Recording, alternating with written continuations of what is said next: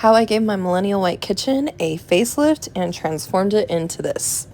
Nothing crazy, but I do love how it added some color and texture and dimension to my house. And in case you're wondering, this is one more look at that just white on white on white kitchen. And I do just want to start out by saying there was nothing wrong with this kitchen if this is what yours looks like. I have a lot to be grateful for. I have had my home for almost 10 years, and so I love having the opportunity to renovate spaces, and I was just ready for a change. So if you're in a similar situation, then this video will show you how I just upgraded things without doing anything too drastic and without it costing me very much money. The first thing I started with was removing the cabinet doors and the hinges. If you do this, then I would recommend taking a little baggie, labeling it with what cabinet it is so that you remember which ones go where at the end of this project. Once all of the hardware is removed, you do need to go in with like a grease cutter. I don't usually use chemicals in cleaning supplies, but this was one of those exceptions because your cabinets get disgusting over time, especially your upper cabinets.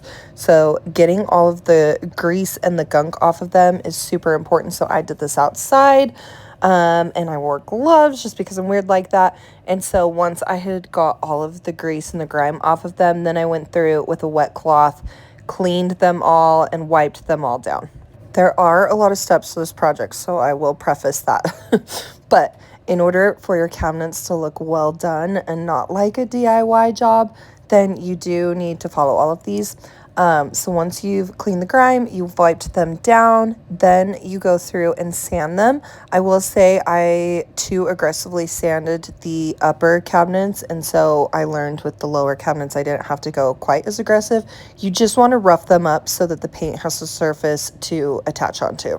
And when you're done sanding, you need to wipe them all down again before you start with the priming, which is what I'm doing here. It was really nice that right before I started this project, I had just ordered a big mirror for my basement because I'm trying to turn that into a little gym. That's a project for another day. But when I opened them, I was like, oh, those are going to be perfect for me to paint on and lay on the floor. For the primer, I used the BIN primer. I just got it at Home Depot. What I would do is I'd use one of those black foam art brushes in order to get into all of the little areas, and then I would roll it with one of those small foam brushes. I also found those fun little yellow things that I was putting the cabinets on to begin with that just kind of hold all of them up, but I didn't have enough for the whole project. So I did end up laying the smaller ones on there, and then I would lay the big ones just on the mat. This project is fairly time consuming because, of course, as soon as you get one side done, you got to wait for it to dry.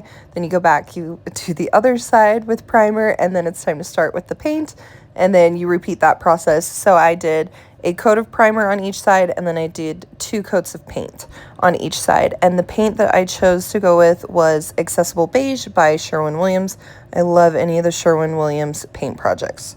In order to make sure this was really well done, in between each coat, I took a really low-grade sander, and I went through just with my hand sanded it, and then I'd go through with a tack cloth, clean all of that off, and that makes sure that you just have a nice clean surface in order to paint those cabinets. And I've just got to shout out my project manager here, Chloe. She's never very far away, and she's overseeing everything. Okay, so once you're done with the cabinet doors or in between painting them, you need to do the same thing with the wall units. And one thing that was nice with this project that was also a pain but ended up being nice is I took all of my dishes out of my cabinets because I didn't want all of the dust and everything to be getting in them, but it gave me an opportunity to clean them out and also clean really good inside of the cabinets. So bonus for that. But then just you're going to have to do some prep so that you know what to do in the meantime, depending if this takes you a little while with all of your dishes not being where they normally are. So repeat the same steps as the cabinet doors. You're going to do the grease degrimer. You're going to wipe that clean and then sand, wipe that clean. Then you're going to do a coat of primer. And I had to tape things off in a couple of spaces here. And then you're going to do 2 coats of paint. All the while hand sanding in between the coats of paint so that you have a really smooth surface there and the paint has something to stick onto. They do say with the Sherwin-Williams paint that you don't need to do a primer, but I just would rather be safe than sorry, and I always do the primer underneath it. Then it is finally time to start putting your kitchen back together a little bit, at least. I decided to do the top section and then the bottom section separately just because I wasn't sure that I had enough space in my basement to paint all of the cabinet doors at the same time, and it just helped break the project up a little bit. So fortunately, my boyfriend was really nice and helped me put all of the cabinet doors back on that night. So while he was doing that with all of my baggies that I had labeled with the different hardware, then I was able to go back through and organize everything in the cabinets. For my hardware, I did want to go with some brass cabinet pulls, and I ended up just finding some on Amazon that I really liked. I think they were the second set I bought, but it's so easy to order things and send things back on Amazon. You just measure the very back of the cabinet pull, and it will either be 3 inches or 4 inches. Or whatnot. If you have, like, say, drawers that are a little bit bigger, sometimes those are wider, but generally they're 3 to 4 inches. So that's an easy way to tell. And this is just a look at how the top ones turned out. I was loving it, but then having to start over on the bottoms, I'm like, oh, I have this happen every single time I do projects where I just get sick of it halfway through, and it's all I can do to force myself to finish it. But I still had a long ways to go here, so once again took this as an opportunity to finally clean out all of my Tupperware and all of the matching sets that didn't have their matching set anymore, and just get rid of those. We're just going to fast forward through the bottom section here because you get the gist. We, removed the hardware, we cleaned them, we sanded them, we wiped them, and then we went through and primed them and painted them. We're going to move on to the island, which was much more difficult, but very rewarding. I am going to show you real quick how I keep my paint brushes moist in between me using them. So I just take half a paper towel, wet it in the sink, and just wring it out. And then just make sure that it covers the entire thing. And I roll it up in there. And then I just keep them in a plastic bag. And then these small brushes, if you just have it up against that paper towel, it keeps all of it moist. Sometimes I go days in between doing a second coat because I get distracted, and it always keeps them good to go. Moving on to the island, I wanted a dark color, but I didn't want black. So I ended up going with Cracked Pepper from Sherwin-Williams, and I love it. So would highly recommend this color of paint, and you'll see it again at the end. For the island, I not only wanted to make it dark, so it was kind of the centerpiece of the room, I wanted to add some texture to it as well.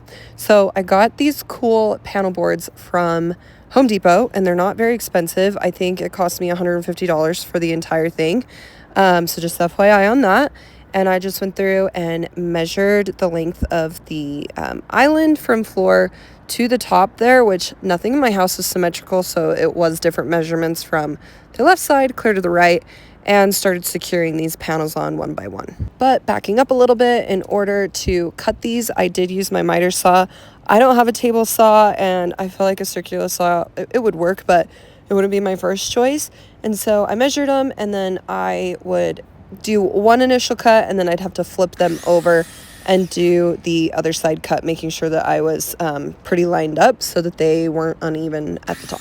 These panels are 8 feet, so I was able to use each panel twice, and then I had an awkward amount left over. I was trying to think if I could use it for something else, and I just don't think it would work. So felt a little wasteful, but that's why I ended up having to go, I think, with like 15 panels or something like that to fully go all the way around. So once they were all cut out, I used a little bit of the Gorilla Glue for the wood glue, put that on the back, and then I just used my brad nail to secure it in 3 different places, top to bottom. I started this project back in April, and I truly thought that I was going to get it done in 3 weeks. That's why I was like, oh, I'm going to update and do like a video every single week. And it's now July, and I'm finally done with it, and I'm posting it. I ran into some hiccups and some health issues, but it's just comical to me how often I think that projects will not take very long, and they end up taking so much longer than I thought they did. So maybe one day I will learn, and I will figure out how long projects are actually going to take me. I secured the panels on each side until I would run into a section that was going to need to have a specialty trim done. So I just wanted to do those all at the same time. And then lucky for me, I called in reinforcements with my boyfriend, who is a contractor, and he's just much better at this stuff than I am. So he worked on those 3 weird end pieces while I went through and started filling in all of the nail holes with wood filler. I just used a tiny little spackle tool for this and would scrape in that wood filler. Then once it was all done, I went through with a rag, cleaned it off, and then I sanded it a little bit. But I did go through and sand it even more thoroughly afterwards so that it would take the primer and paint, and that's a whole nother situation that we're going to run into here in a minute. I do want to show though how he did these like special trim pieces in case you are doing this by yourself. So this one was pretty easy. It went all the way to the edge. So all he had to do was cut out that bottom corner. So he just traced it with a pencil, and then he took it outside, secured it with some clips, and then he used our multi-level oscillating tool with the blade. I love that tool, and I used it a ton when I was doing replacing the flooring in my basement, and so it is really easy to use. I feel like I could have done this myself, but just really grateful that he was willing to help me and do it for me.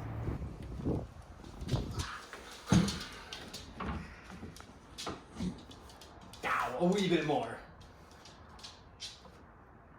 It fits or it doesn't fit? No, I'm just trying to get this. Oh, the outlet. Yeah, that needs to go like nookie. Anyways, so those all got secured, and then I went through and sanded the front of all the cabinets, and I sanded the panels as well. I did a lighter sand coat with it, and I regret everything up at this point because it was not taking the paint well at all. I wish I would have sanded it so much more, but I mean, they're not made out of like a nice material. It's like one of those fake woods. So I thought that it was going to take primer better than it did with a little bit of sanding, but I wish I would have gone through even more. Because as I was in the middle of painting this side, I realized that I was going to have to do 2 coats of primer in order to get the in-between of each of those slats done, because I wasn't able to get in the in-between with the sander. So at this point in time in the project, I was highly regretting doing this and wishing that I just hadn't done the panels at all, because the amount of time it took me to go like board by board and prime it was hours and hours. And I also messed up with this because had I not put them completely down to the floor and left a little tiny bit of space, I would have been able to put like some type of protective paper underneath there and then at least sprayed it so that it didn't take so long. But since it went all the way to the floor and all the way to the top of the island, I wasn't able to do that, and so I had to hand paint this. Once I finally got done through the primer coats of the island, I did start on the cabinet doors downstairs on my nifty little cardboard boxes that my mirror was shipped in. So those came in clutch through this entire process, but I'm also really glad for this project to almost be done so that I can get them out of my basement. And then it was finally time to start doing the paint on the island. And at this point in time, I was so sick of sitting on my floor. At some point in time, I started sitting on a blanket because my tailbone and my butt bones were just dead by the time we had gotten through this. I would say in total, with 2 coats of primer and 2 coats of paint, I probably sat on this floor and painted for 20 to 25 hours. So if you're going to do this project, I don't regret doing the panels now that it's done. I did very much in the middle, but I would definitely recommend leaving yourself a little tiny bit of space so that you can put something underneath it and end up spraying it, because it wouldn't have been as big of a deal to do coats of paint had I not had to hand paint them. For the actual cabinet fronts, you want a foam brush, and so I would use that small foam brush when I was just doing the outsides, but in order to get into the little insides, the nooks and crannies, and not paint the floor or the top of the island, I used a little tiny art brush, and then I used a paintbrush to go in between the slats, and that is what I found worked the best. This is the point of every project where it's kind of scary because it's way too late to turn back now, but it looks awful in the middle of it and you're thinking, what have I done? I completely screwed my house up. I should have just left it how it is. But I can reassure you, every single time I've thought that in a project, by the time I got done, I actually loved it. And I feel like it really upgraded my house, and whatever project I've done, it's just made it look so much better. So after 4 coats of paint, many hours on my floor, this is the final product. I love how it turned out. I love the brass hardware up against the dark brown island. I'm really glad I didn't do black because I feel like the dark brown is perfect color. And I also love the slats. You know, halfway through, I'm like, I should have just left it as it was. It would have been so much easier, which yes, it would have been, but I love the dimension that it adds to my house. Now, my next thing on my list is I need to get new bar stools because obviously these don't work and they're really old anyways. So looking for that, but thanks for watching. I'll be doing some instructional videos, so watch for those.